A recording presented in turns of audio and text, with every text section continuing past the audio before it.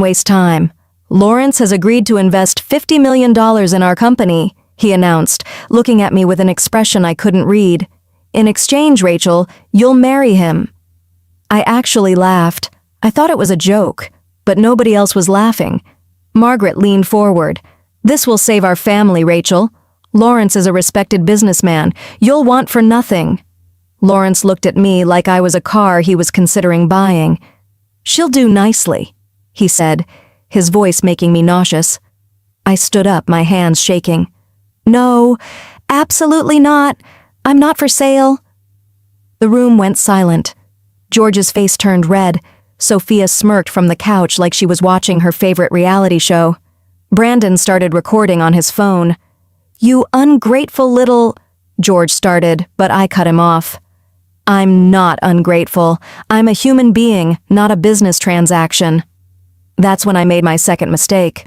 Or maybe it was the best decision I ever made.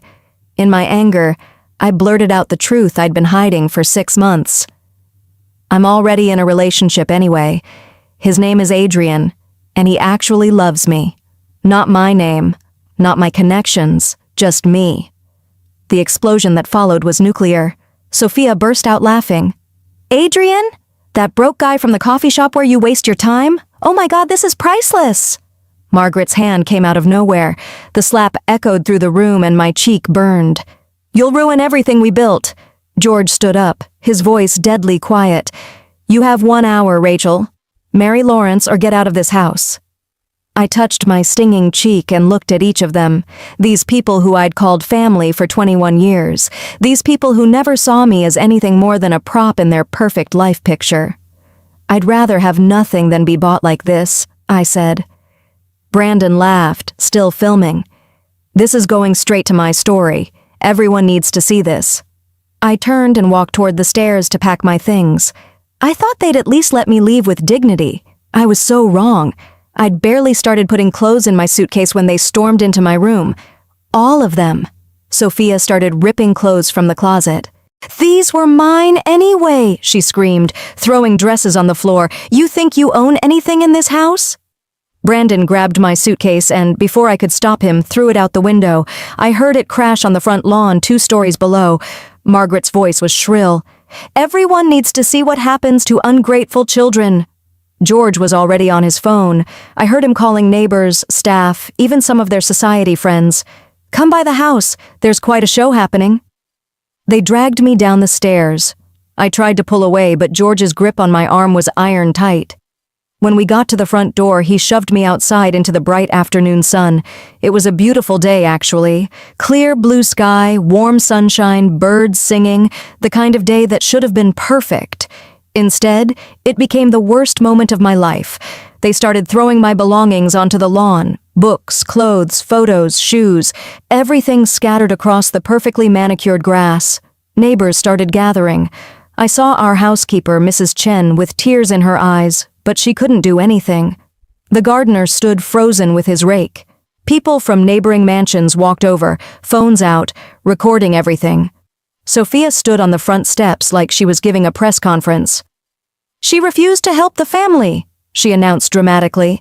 After everything we gave her, she's too selfish to do one simple thing. Brandon posted to his social media in real time. Our charity case thinks she's too good for us. Watch this ungrateful show. That's when Lawrence Sterling's car pulled up. He stepped out, adjusted his expensive suit, and smirked at me. Shame, Rachel. You would have had a very comfortable life. Now look at you. The laughter was the worst part. They were all laughing. George, Margaret, Sophia, Brandon, even some of the neighbors who'd always smiled at me before. I stood there in the middle of my scattered life, humiliated and broken. Margaret's voice carried across the lawn. You'll never survive without us, Rachel. You're nothing without the Hamilton name. My hands were shaking so badly I almost dropped my phone, but I managed to pull it out and dial the one number I knew would answer. Adrian picked up on the first ring. Rachel, what's wrong? His voice was concerned, and that almost broke me. I need you, I whispered, trying not to cry in front of this crowd. They threw me out. I have nowhere to go. His voice changed completely. It went from gentle to commanding in 1 second. I'm 10 minutes away, don't move. Do you hear me? Just hold on. Adrian, I don't know what to do. Rachel, trust me. Just hold on, I'm coming. The call ended, and before I could process what just happened, Sophia snatched the phone from my hand. Calling your poor boyfriend? She laughed. What's he gonna do? Take a bus here? Maybe he can help you carry your garbage bags. More laughter. I closed my eyes and wished the ground would swallow me whole. The crowd was still mocking me, still taking photos and videos when I heard it. The sound of powerful engines in the distance, getting closer. Everyone stopped talking. A white stretch limousine turned onto our street, but it wasn't alone. Behind it was a convoy of 6 luxury cars, Rolls-Royces, Bentleys, Mercedes. They moved like a presidential motorcade, smooth and powerful and absolutely impossible to ignore. The noise died completely. Even Sophia stopped mid-laugh. Margaret grabbed George's arm. Who is that? The limousine stopped directly in front of our mansion, right in the middle of all my scattered belongings. The cars behind it formed a perfect line. Chauffeurs in uniform jumped out and opened doors, but everyone was watching the limousine. The driver rushed to open the back door, and my heart stopped. Adrian stepped out, and I didn't recognize him at first. He was wearing a complete groom's outfit, an absolutely stunning white designer suit with gold embroidery that caught the sunlight. It looked like something a prince would wear. But what made me gasp was what he was carrying in his hands. A wedding dress, a gorgeous champagne-colored gown covered in crystals that sparkled like diamonds. He walked straight toward me, his eyes locked on mine, ignoring every single person staring at him. Adrian? I whispered, confused. What's happening? Behind me, I heard Sophia's voice, high and panicked. Wait, that can't be... George was pulling out his phone, his hands shaking. I heard Brandon swear under his breath.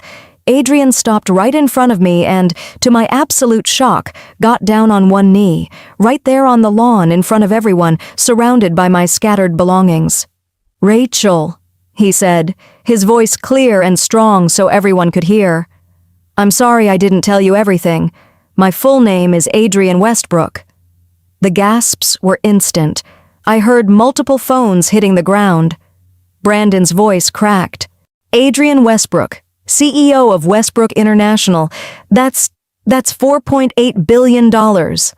I stared at Adrian, my mind unable to process what was happening. Westbrook International. I'd heard that name before. Everyone had. It was one of the largest investment firms in the country. And Adrian... Margaret actually stumbled backward. George's face had gone completely white. Adrian took my hand. I loved that you never once asked me what I did for a living. I loved that you split coffee shop bills with me. I loved that you judged me on how I treated the waitress, not what car I drove. You saw me, Rachel. The real me. He held up the wedding dress, and it was the most beautiful thing I'd ever seen. I was planning to propose next month.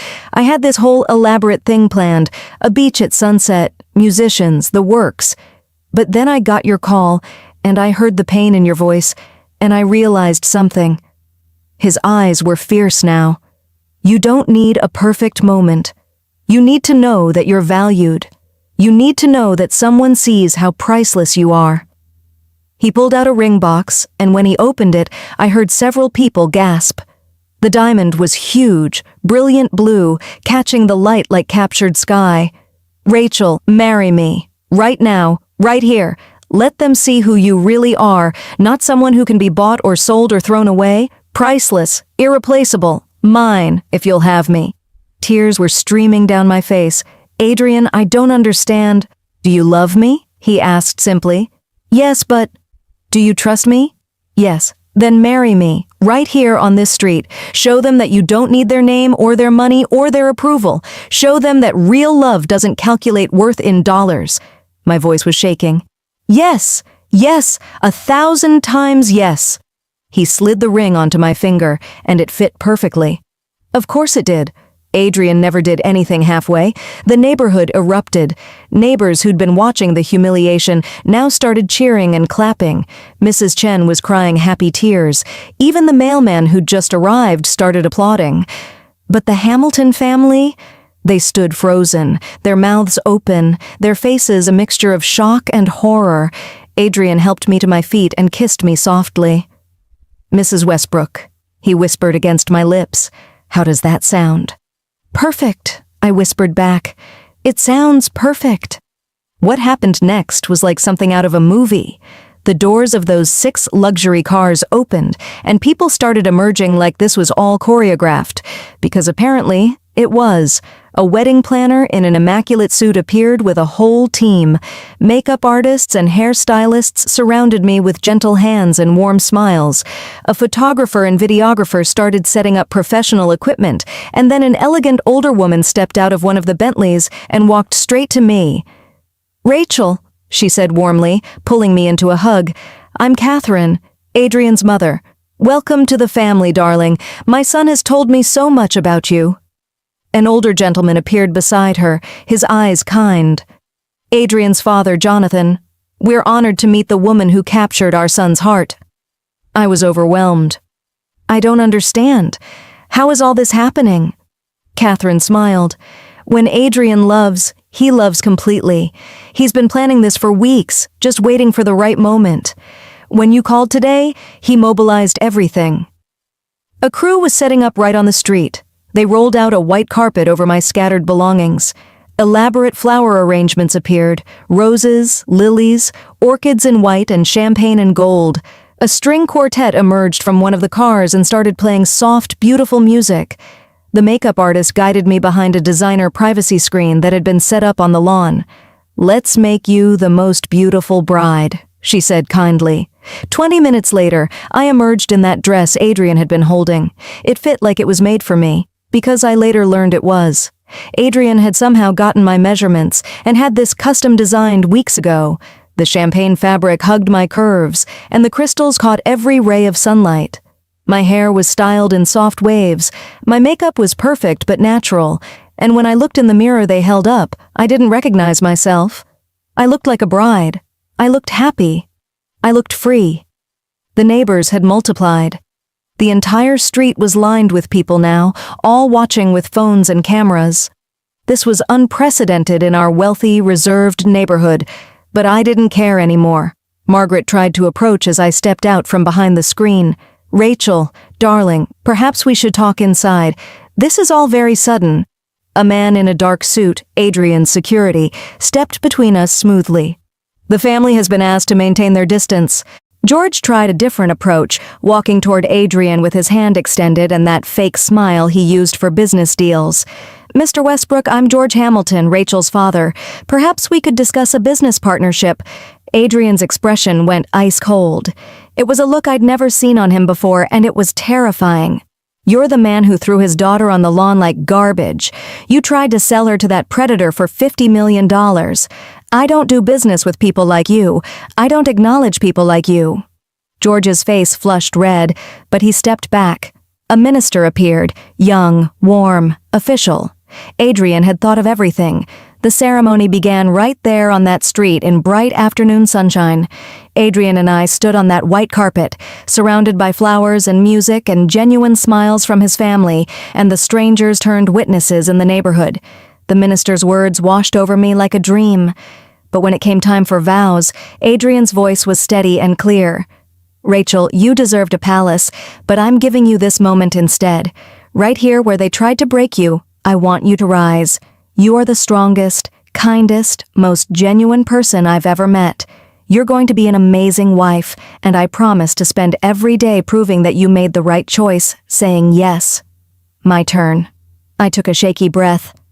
"Adrian, 6 months ago you ordered the worst coffee combination I'd ever heard, and you laughed when I told you so. You came back every day and we talked about books and dreams and stupid TV shows. You never once tried to impress me with money or status. You gave me something these people never could: real love, real respect, real partnership. I can't believe this is happening, but I've never been more sure of anything. I love you. I now pronounce you husband and wife. You may kiss your bride." Adrian pulled me close and kissed me like we were the only 2 people in the world.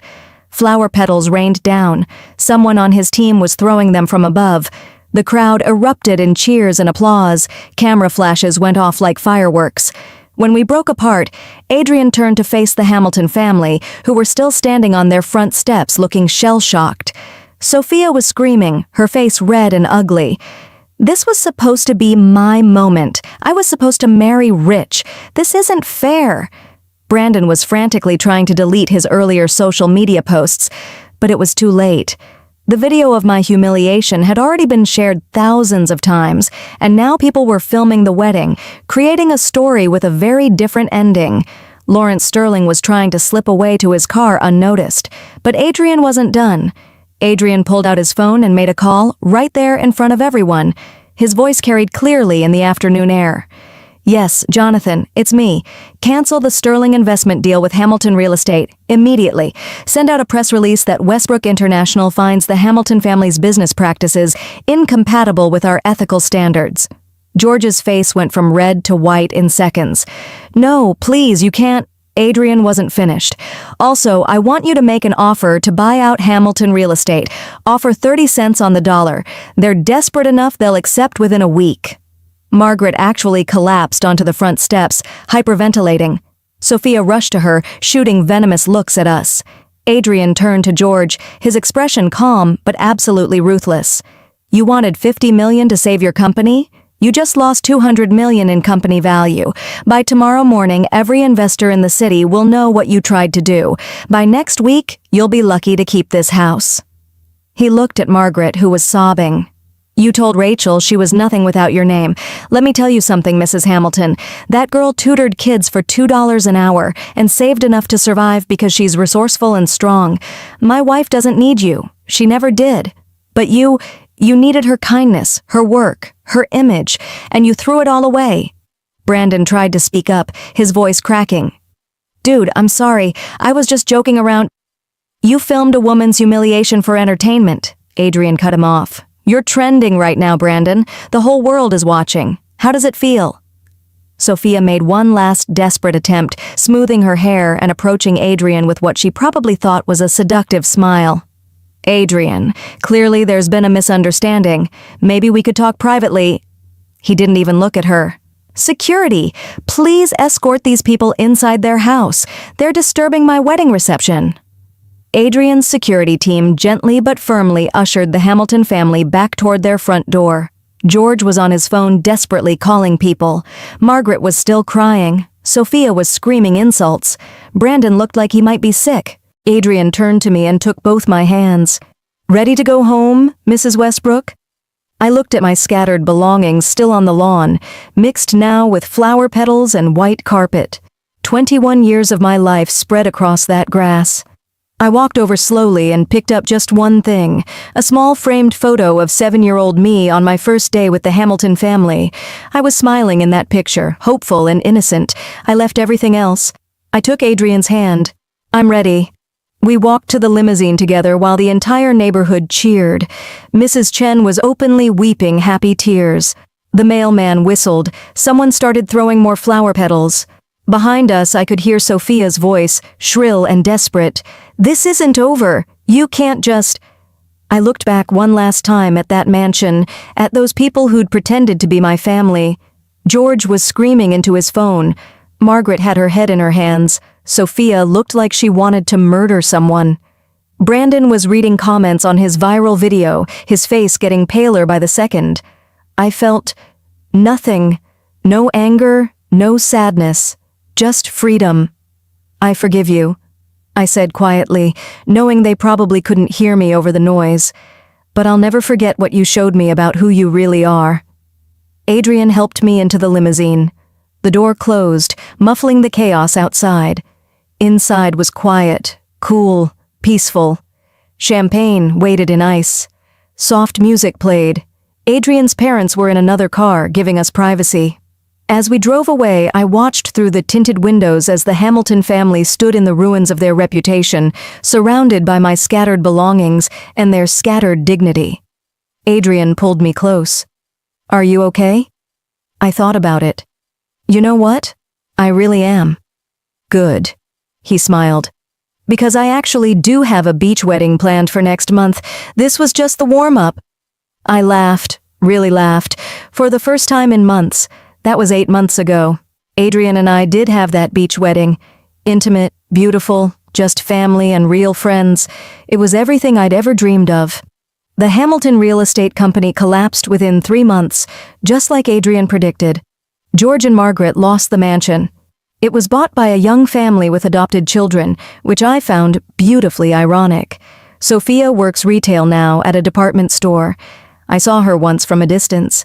She looked tired.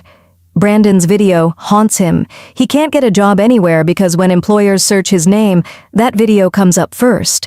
Lawrence Sterling got investigated for some shady business practices, and his other investments fell apart. And me? I'm living my best life with a man who saw my worth when I had nothing.